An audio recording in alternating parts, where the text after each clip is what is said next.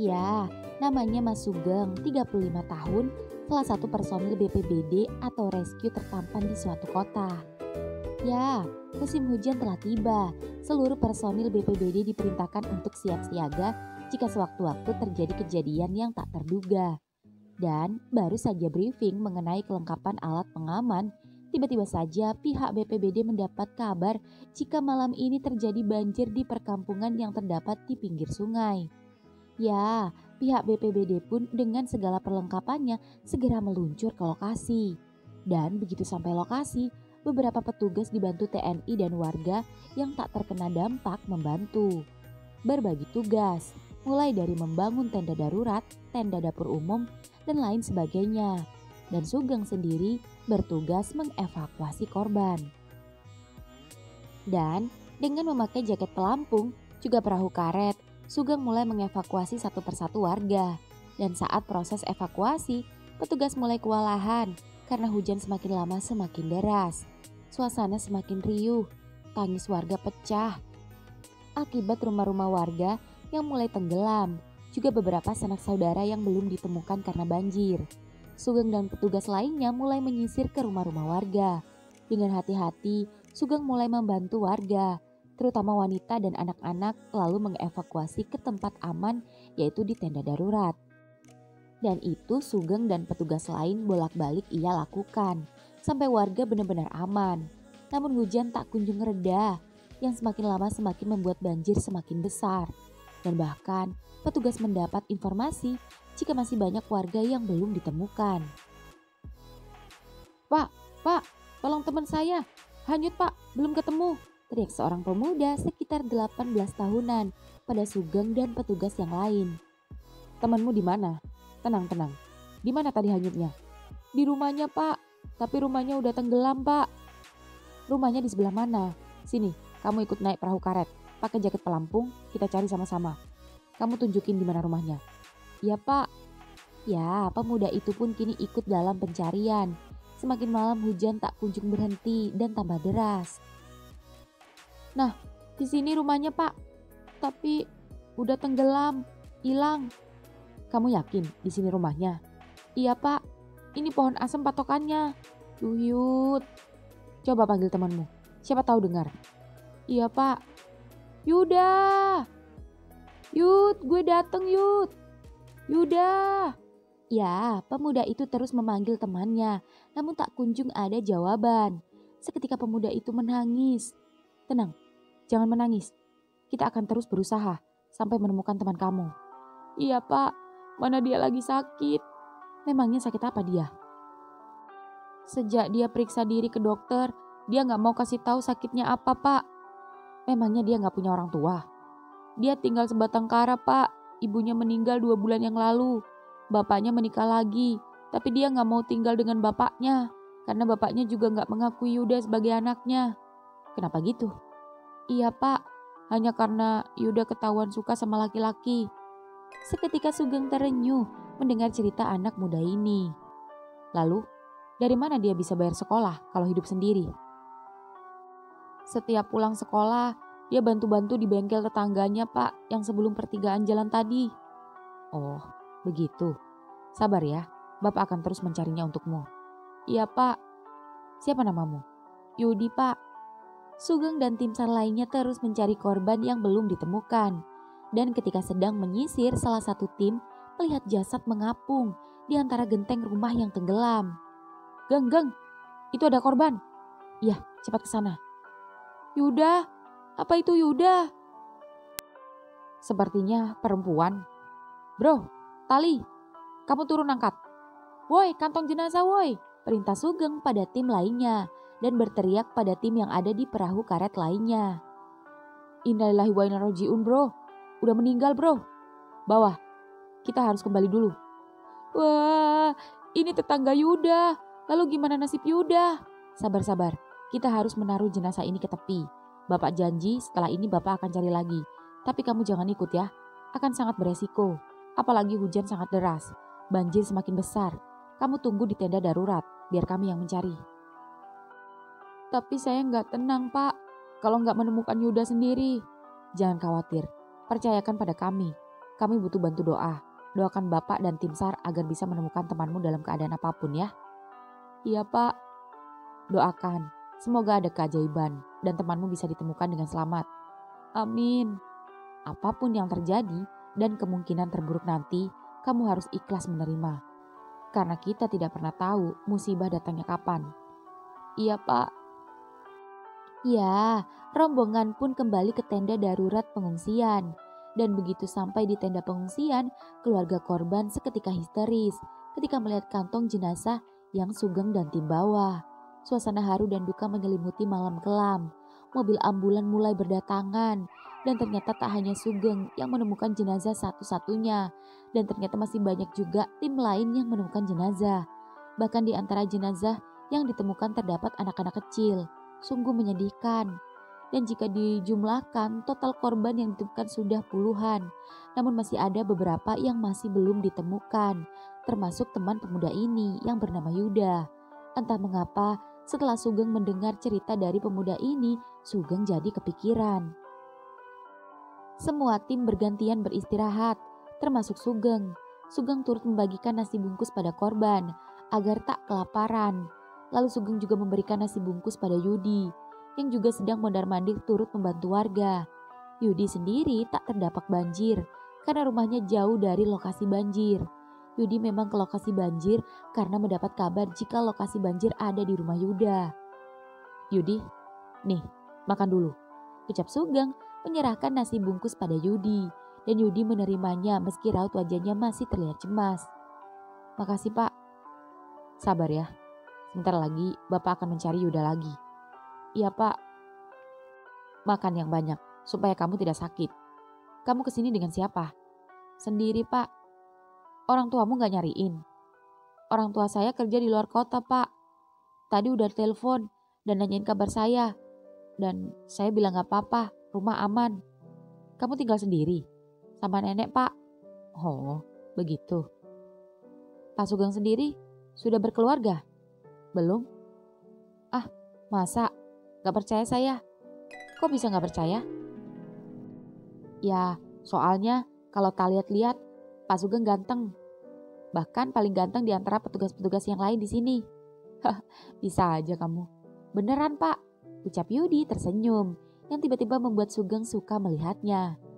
Akhirnya, kegantengan Bapak bisa juga merubah raut wajahmu jadi tersenyum. Iya sih, bibir saya memang tersenyum Pak. Tapi hati saya tetap saja kepikiran Yuda Pak. Iya, Bapak mengerti. Sepertinya kamu sangat peduli sekali dengan Yuda. Dan sepertinya kalian sangat dekat. Iya Pak, kita sangat dekat. Ucap Yudi lagi-lagi meruduk sedih menatap nasi bungkusnya. Sudah, jangan sedih. Habiskan makananmu dan bantu-bantu warga yang butuh pertolongan. Urusan temanmu serahkan sama Bapak. Iya Pak. Oh iya Pak, ini saya ada permen buat Bapak. Semangat ya Pak bertugas. Makasih ya. Sama-sama, ucap Yudi sembari tersenyum menatap Pak Sugeng. Dan entah mengapa, tatapan Yudi pada Pak Sugeng seperti mengandung banyak makna yang terkandung pada sorot matanya. Entah apa maknanya, yang jelas tatapan sorot mata Yudi begitu tajam. Entah sorot mata itu mengandung harapan besar pada temannya atau tatapan kekaguman pada ketampanan Sugeng. Entahlah. Yang jelas, Sugeng membalasnya dengan senyuman menenangkan. Ya, setelah selesai menghabiskan nasi bungkusnya, Sugeng pun kembali memakai jaket pelampungnya dan bersiap kembali mencari korban yang belum ditemukan termasuk Yuda. Bro, menurut laporan, masih ada 2 korban lagi yang belum ketemu. Kakek-kakek sama anak muda 1 lagi, atas nama Yuda. Kerabat Yuda datang mencari dari luar kota, yang baru saja datang dan sekarang menunggu di posko tanggap darurat. Oke, kita sisir lagi. Semangat, semangat. Yud, mau kemana? Teriak Sugeng saat melihat Yudi berlari dan sepertinya menuju arah posko tanggap darurat. Mungkin menemui kerabat Yuda. Ya, Sugeng dan petugas lainnya pun kembali menaiki perahu karet dan kembali menyisir lautan banjir yang semakin besar dan menuju ke arah sungai. Waktu menunjukkan pukul 12 malam. Suasana semakin lama semakin gelap. Ditambah hujan yang semakin deras. Di perahu karet sendiri terdapat 4 petugas. Yuda! teriak Sugeng memanggil Yuda berharap Yuda mendengar dan merespon panggilannya. Namun tak ada balasan, yang ada suara air yang deras ditambah petir menambah suasana jadi semakin mencekam. Lokasi banjir ini pun sangat luas karena melanda 3 kampung sekaligus. Maka dari itu pencarian melibatkan banyak pihak terkait dan disebar di beberapa lokasi. Tim Sugeng sendiri saat ini mencari korban yang sebelumnya terdapat di pemukiman di dekat sungai. Dan ketika salah satu petugas mengarahkan senter ke arah pepohonan kelapa, ya, petugas melihat sesosok jasad yang tersangkut di sana. Bro, jasad bro, nyangkut di pohon kelapa. Masih hidup gak ya? Yuda, teriak Sugeng berharap itu Yuda. Namun jasad itu tak menyaut dan begitu perahu karet itu mendekat. Ah, kakek-kakek yang hilang, ketemu juga. Innalillahi wa inna roji'un. Udah meninggal bro. Iya, tinggal Yuda. Iya. Lo kok kelihatan cemas banget sih mikirin anak yang bernama Yuda dan peduli banget. Masih saudara? Bukan. Tapi bukankah kita harus cemas dan khawatir pada semua korban? Iya sih, tapi kali ini lo gak kayak biasa aja. Mungkin karena amanah dari pemuda tadi. Dan aku tersentuh saja mendengar ceritanya. Ya juga sih. Woi, tarik. Ya, jasad kakek-kakek itu pun berhasil diangkut di atas perahu karet dan dimasukkan ke kantong jenazah. Dan petugas pun hendak kembali membawa kantong jenazah ke posko. Namun, ketika hendak kembali, duar, petir tiba-tiba saja menyambar salah satu pohon yang membuat pohon tumbang dan menimpa perahu karet sehingga perahu karet tenggelam dan penumpang jatuh terpisah. Terutama Sugeng yang kini menghilang, sedangkan yang lain bersama jasad masih bisa ditemukan. Sugeng sendiri terbawa arus sungai yang deras. Geng! Woi, panggil yang lain woi, cari Sugeng. Arah selatan, teriak salah satu petugas yang melihat Sugeng terbawa arus sungai. Meski Sugeng memakai pelampung, namun derasnya arus sungai mampu membawa Sugeng hingga Sugeng dengan cepat menghilang. Salah satu petugas berkomunikasi lewat HT dan menginstruksikan yang lain mencari Sugeng. Dan di posko sendiri, Yudi dan kerabat Yuda yang ternyata pamannya itu sedang harap-harap cemas menunggu kabar dari Yuda yang sampai sekarang belum juga ada keberadaannya. Terutama Yudi yang sedari tadi mondar-mandir tak kalah panik dari pamannya yang terlihat lebih tenang dan pasrah apapun yang terjadi pada keponakannya. Hingga kemudian, korban lagi, korban, satu kantong jenazah lagi datang. Ambulan, woi minggir woi, teriak salah satu petugas di pos yang kini mengangkat jenazah. Paman, ayo kita lihat paman, semoga bukan Yuda. Dan begitu kantong jenazah itu dibuka dan warga mengecek, ternyata jenazah kakek-kakek. Yudi pun lega, namun masih cemas memikirkan keadaan Yuda. Lalu kemana Pak Sugeng? Kenapa dia tak kembali? Bro, anak-anak udah turun nyari Sugeng. Udah bro, yang di selatan juga udah gue kontak. Mudah-mudahan Sugeng gak kenapa-napa. Gue berharap begitu. Inilah resiko kita sebagai rescue. Kita juga harus siap apapun yang terjadi pada kita, ucap salah satu petugas yang membuat Yudi yang mendengar jadi bertanya-tanya. Pak Sugeng mana? Dan kenapa gak kembali bersama kalian? Bukankah tadi Pak Sugeng berangkat bersama kalian mencari teman saya? Iya, benar. Tapi ketika hendak kembali mengantar jenazah, musibah menimpa kami. Ada pohon petir yang menyambar pohon. Dan pohon roboh menimpa perahu karet kami dan menghantam Sugeng sampai dia terbawa arus sungai. Apa? Pak Sugeng, maafin saya Pak. Ini pasti gara-gara saya yang maksa dan mohon dia buat nyari teman saya sampai ketemu. Sudah dek, jangan menyalahkan diri sendiri. Itu sudah tugas kami. Ini musibah dan sudah menjadi resiko tim SAR. Kamu doakan Pak Sugeng dan teman kamu ketemu ya. Lebih baik kamu istirahat pulang. Ini sudah jam 1 malam. Enggak Pak, saya nggak tenang sebelum Yuda dan Pak Sugeng kembali dan ditemukan. Ya sudah, kamu istirahat di tenda atau di pos saja ya. Iya Pak. Yang lain, ada info warga yang masih terjebak, yang bertahan di rumahnya. Jemput dan paksa mengungsi sebelum rumah mereka tenggelam. Hujan gak berhenti-berhenti, cepat. Siap. Di sungai sendiri, saat ini tubuh Sugeng masih mengikuti arus sungai yang terus mengalir. Jika dikira-kira, Sugeng sudah terbawa arus sekitar 3 kiloan. Sugeng terus berusaha menepi, namun aliran sungai sangat deras dan membuat Sugeng kesulitan menepi. Dan sepintar-pintarnya ia berenang, tetap saja gagal. Sugeng pun pasrah, apalagi ketika tubuhnya timbul tenggelam dari air. Ya, ini sudah resikonya. Jika sudah waktunya mati, pasti akan mati. Jika belum waktunya mati, pasti bagaimanapun caranya akan tetap hidup. Ya, Sugeng hanya bisa berdoa, semoga timnya bisa segera menemukannya. Wah, tubuh Sugeng akhirnya tersangkut di batang kayu yang tumbang dari bibir sungai. Alhamdulillah, aku masih diberi kesempatan hidup. Ya, Sugeng pun lega. Sugeng hendak menaiki batang pohon itu, bermaksud agar bisa menepi ke tepian. Namun, ketika baru saja naik, ya, pohon itu malah patah dan lagi-lagi hanyut beserta Sugeng yang terbawa arus. Hingga kemudian, tubuh Sugeng kini kembali tersangkut di sebuah benda yang ternyata mobil yang hanyut dan tersangkut di beton jembatan yang telah ambruk. Dan yang paling terkejut lagi ketika Sugeng melihat manusia yang sedang meringkuk di atas atap mobil yang masih tersangkut di antara beton jembatan itu. Dan samar-samar dari lampu perkampungan dan cahaya rembulan karena langit mulai cerah, Sugeng dapat melihat jika sosok yang meringkuk kedinginan itu kini tersenyum pada Sugeng. "Yudah, apa kau Yudah?" tanya Sugeng menyapa dan berusaha menahan tubuhnya agar tak terbawa arus sungai. "Bapak pasti mencari saya kan?" tanya Yuda dengan nafas yang engap-engapan dan bibir bergetar kedinginan. Sugeng tak menjawab. Sugeng perlahan-lahan naik ke atap mobil, membuka jaket pelampung lalu membuka pakaiannya dan pakaian Yuda hingga kemudian peluk. "Maaf, Bapak terpaksa memelukmu agar tubuhmu hangat. Tubuhmu dingin sekali seperti es batu. Sabar dan bertahanlah. Sebentar lagi tim penyelamat akan datang. Tenanglah, kamu aman." Terima kasih Pak, sudah memberi kehangatan saya. Meskipun saya gak yakin kehangatan yang Bapak berikan bertahan sampai kapan. Kenapa kamu bicara begitu?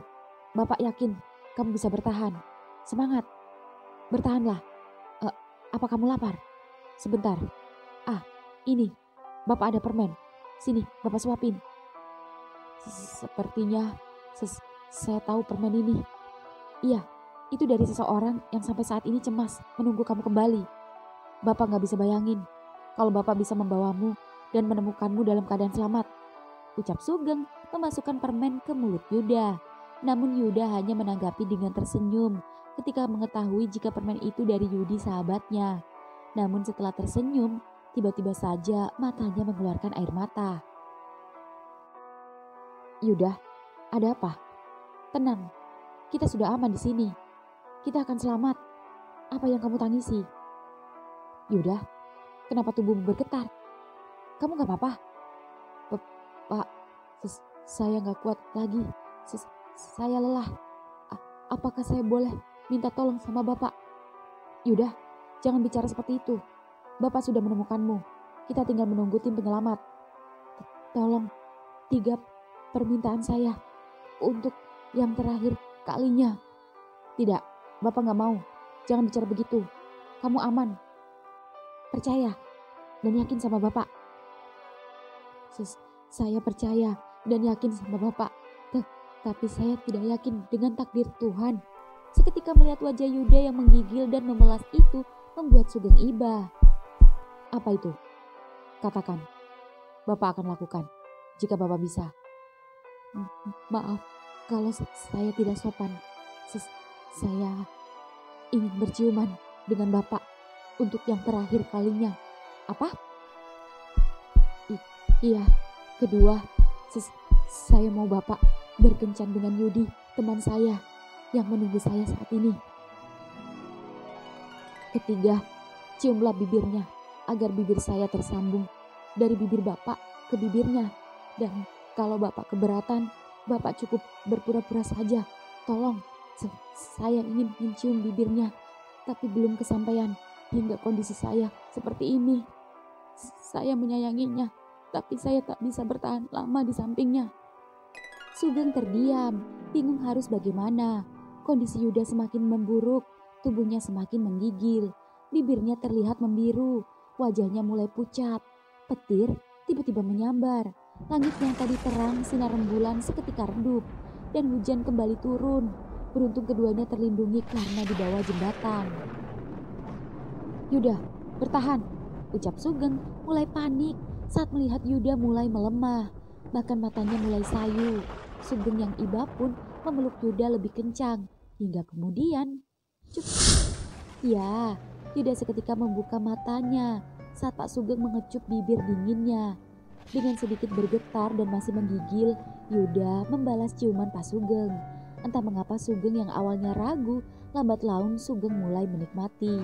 Bahkan Sugeng merasa bibir dan tubuh Yuda mulai menghangat. Wajah pucatnya pun perlahan-lahan kembali cerah merona. Dan ketika keduanya masih berciuman, Sugeng tiba-tiba teringat Yudi. Sugeng benar-benar berharap tim penyelamat segera menemukannya. Dan harusnya mereka sudah tiba di lokasi ini. Namun mengapa sampai saat ini belum ada tanda-tanda tim SAR datang? Padahal waktu di jam tangan Sugeng menunjukkan pukul 2 dini hari. Udara malam semakin dingin. Keduanya semakin erat berpelukan. Dan Sugeng merasa ciuman Yuda mulai melemah. Lalu tiba-tiba bibir manis rasa permennya terlepas dari bibir Sugeng. Kemudian Yuda tersenyum. "Makasih Pak, kini saya bisa istirahat dengan tenang," ucap Yuda mulai memejamkan mata. "Yuda, Yud, kamu gak apa-apa?" tanya Sugeng mengecek nafas Yuda dan bersyukur Yuda masih bernafas. Ternyata Yuda tertidur. Sugeng berpikir mungkin Yuda lemas dan kelelahan. Sugeng tetap memeluk tubuh Yuda agar tetap hangat. Meski jujur Sugeng sedikit agak tersiksa karena di bawah sana tegang. Namun Sugeng menahannya. Ya, rasa lelah dan kantuk karena menunggu tim SAR tak kunjung datang membuat Sugeng lambat laun ikut terlelap. Di posko darurat.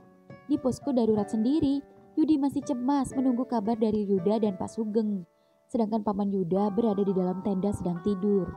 Sudah 2 tim yang kembali dengan perahu karetnya. Namun kedua tim itu nihil, tak menemukan satu korban pun. Yudi pun mulai pesimis. Dan ada rasa bersalah pada Pak Sugeng. Yudi pun yang cemas mencoba menanyakan pada salah satu petugas yang baru tiba. "Pak, apa pencarian dihentikan?" "Belum. Tenang, sabar dek. Tim kami masih banyak yang mencari. Kondisi di lapangan sangat berbahaya. Jadi kami harus lebih hati-hati agar tim gak hilang lagi. Doakan saja. Semoga korban dan salah satu tim kami bisa segera ditemukan."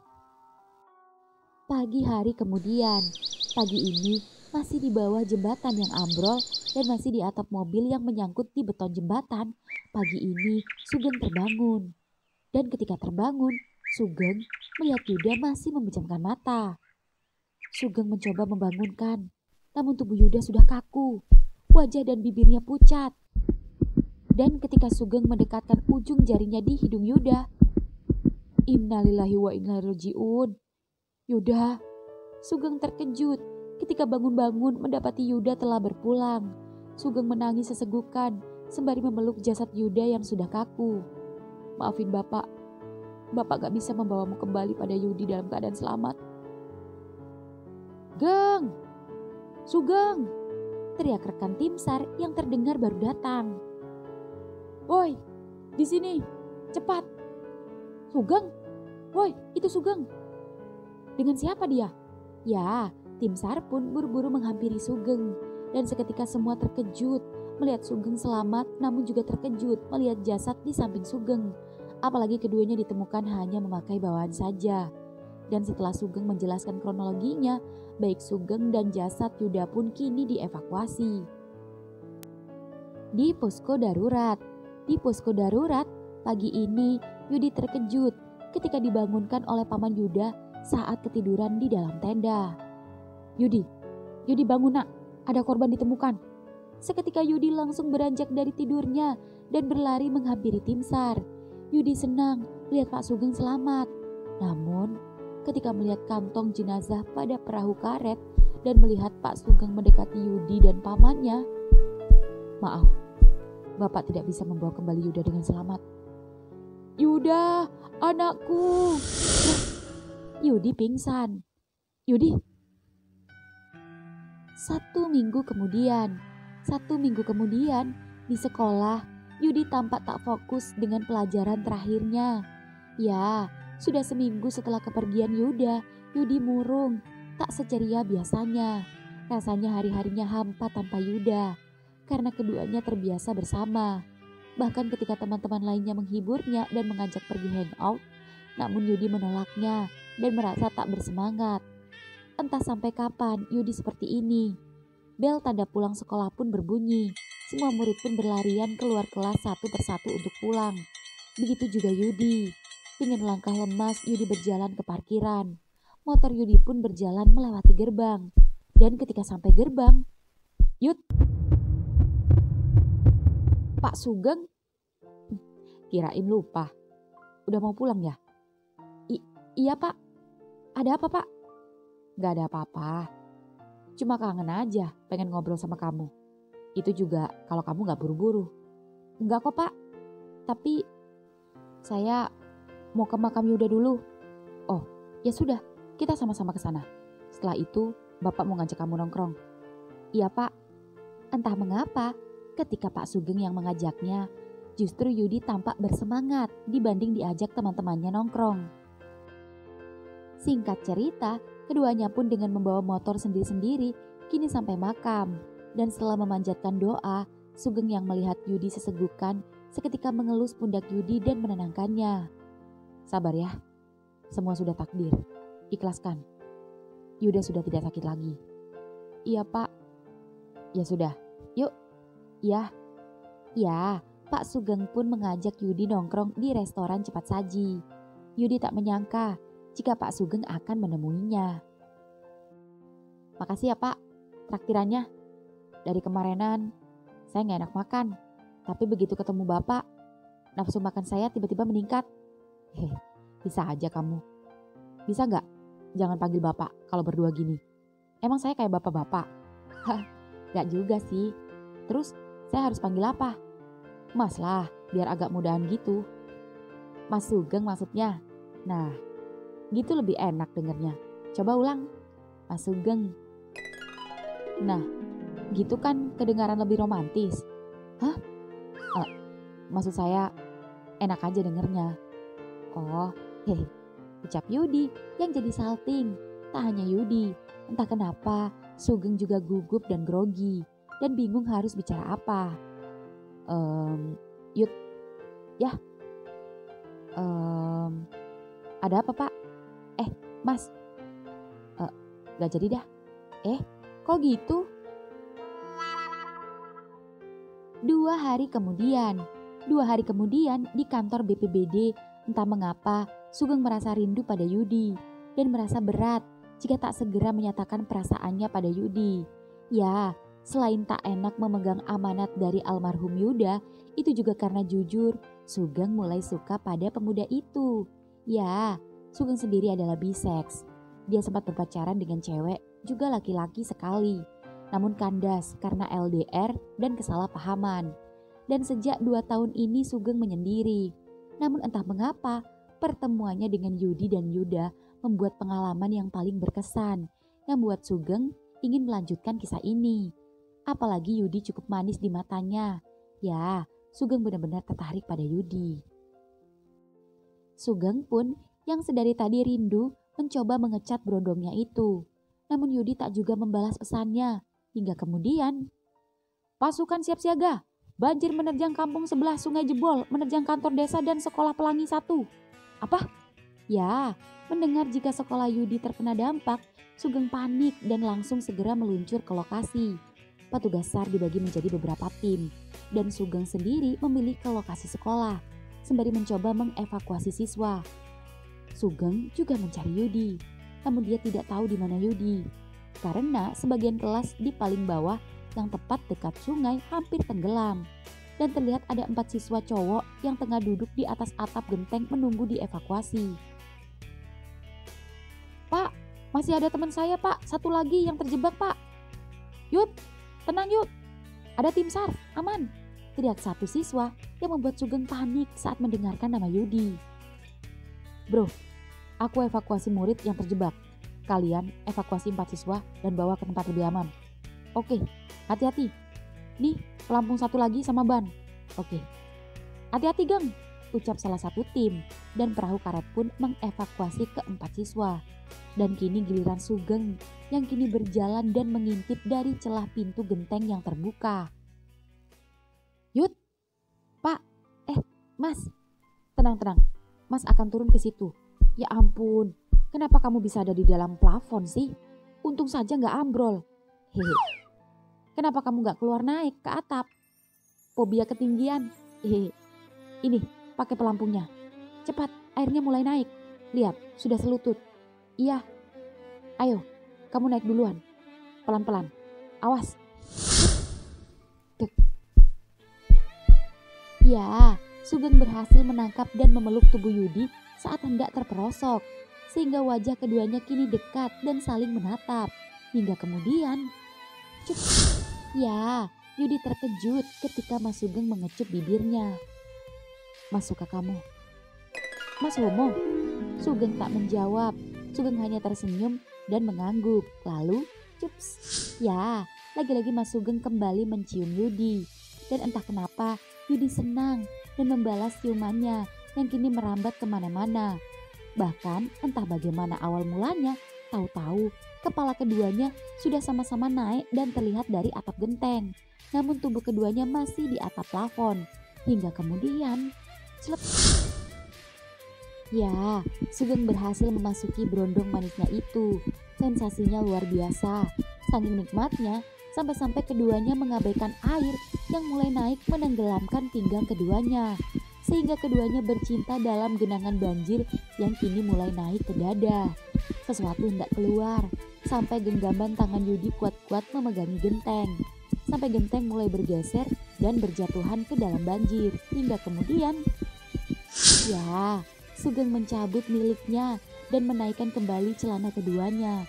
Dan keduanya buru-buru naik karena banjir mulai naik ke atap genteng. Sugeng membawa Yudi menaiki ban pelampung dan membawanya menepi ke tempat yang lebih aman. Kenapa Yud?